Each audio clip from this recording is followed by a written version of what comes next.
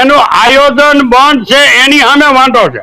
આ કોઈ કથાકથિત કે કોઈ એમને ઓલું કરેલું નથી. આયોજન બંધ, એને કાવતરું કરેલું છે સનાતન ધર્મને નીચો પાડી દેવા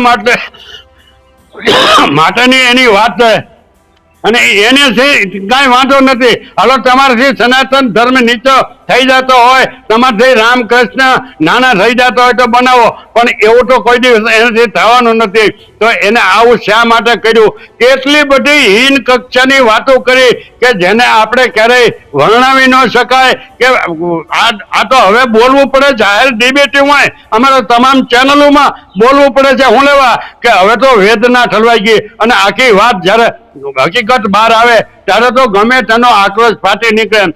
આજે તમે જુઓ, કાલે હજી ઘનશ્યામ પાંડેનો જન્મ છે, એ એના પ્રમાણપત્રમાં, એના આધાર પુરાવામાં એના પોત્રો એમ કે છે કે ઘનશ્યામ પાંડેનો જન્મ છે એ મહાસુદ પૂનમને દિવસે થયો.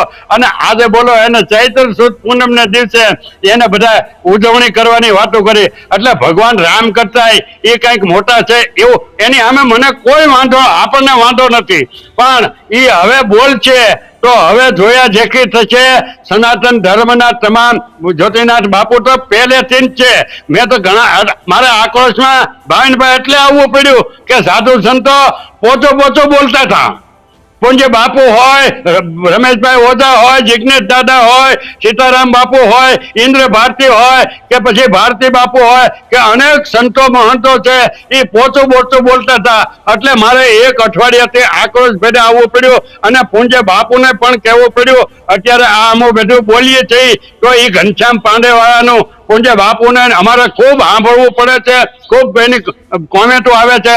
પણ મારે જાહેરાત નથી કરવી કે મારે કોઈ પ્રસિદ્ધિ નથી મેળવવી, પણ ચેલેન્જ ઠોકીને કહું કે જો એનામાં તેવડ હોય તો એ મારું સરનામું માગે છે, મારે નથી દેવું. પણ શક્ય હોય તમારી ચેનલ માથે મારું જે કાંઈ નામ, પ્રમાણપત્ર, આધાર પુરાવો છે એ મોકલો. નહીં એને એમ થાય કે ન્યૂઝ રૂમમાં બેન પોતે પ્રતિષ્ઠિત ભરતસિંહને ન મેળવાની હોય, ભરતસિંહ જ્યાં ઊભા રહે ત્યાં એની પ્રતિષ્ઠા ઊભી રહે એવું કામ કરીને બતાવવાનો સૌ. અને એ કામ મારે હવે 70 વર્ષ થયા. આપણે સાધુ સંતોની ઘોડે બધું ખાઈ પીને ઉતરેલા છીએ. મિત્રો, આવા જ વિડીયો અને શોર્ટ્સ જોવા માટે આજે જ અમારી ન્યૂઝ રૂમ યુટ્યુબ ચેનલને સબસ્ક્રાઇબ